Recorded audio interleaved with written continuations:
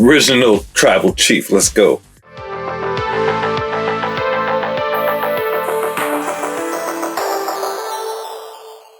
Geeks, what's poppin'? We are here with the Target exclusive WWE Ultimate Edition Yokozuna. And now that I have it in hand, I'm hoping this is not a repackage of the Elite line Yokozuna. Well, I guess we're about to find out.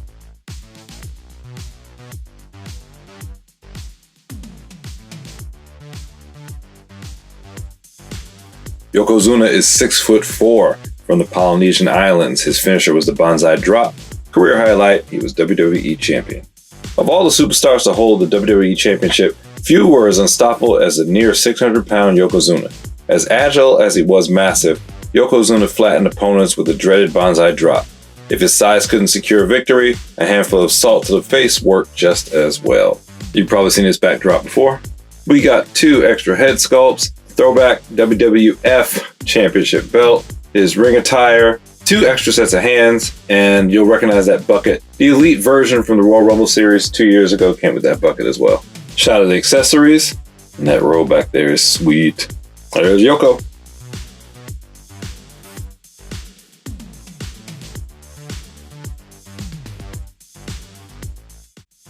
Alright, before I dig too deep, here's the Elite version. So I thought this was reuse of that body when it was in the package, but there are a few key differences. The upper body is not the same. Looking at the chest, on the Elite version, you can see a break in the rib cage and you can actually see the little rib bones there. Here, it's completely smooth. Also, the Elite version, he has a belly button. This version, he does not. It would appear that the arms are new too. The shoulders, again, are smoother here. I don't know why we're getting more detail in the Elite version. The bicep is bigger in the Elite version. Here, the bicep is cut up. You can see a separation between the tricep and the bicep is smaller. Leg, thighs, and butt piece seem to be the same. Feet are definitely different.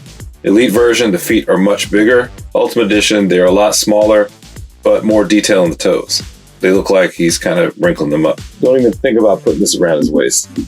It's a decoration. We'll start with head sculpt number 1, his stoic look.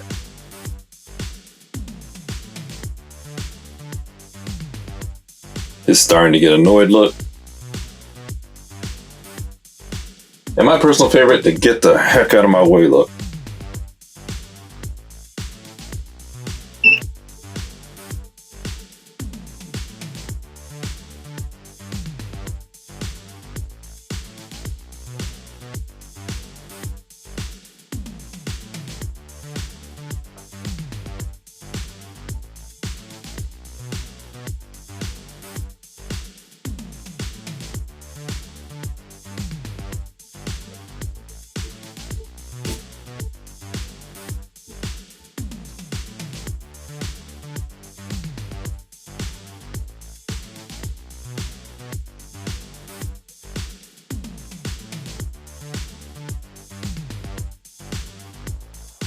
Alright, so what's he giving us?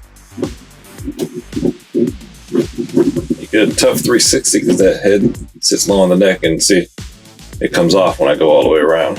He does give you a tilt left, tilt right, looking down, looking up. Arms get up yay high. Butterfly joints give him great hug range, as well as wingspan. Take for a spin, get a 360 at that shoulder, 360 at the bicep, 360 at the wrist. Pinless double jointed elbows give me all that work. Wrist action gives you a little bit of repulsor blast and some kiss the ring. Upper torso rocker lets him slightly lean with it, ever so slightly rock with it. You can get a little jiggy. Do you get, yep, 360 up top, nothing at the waist, 360 at those chunky thighs, 360 at those huge calves, no 360 at the foot.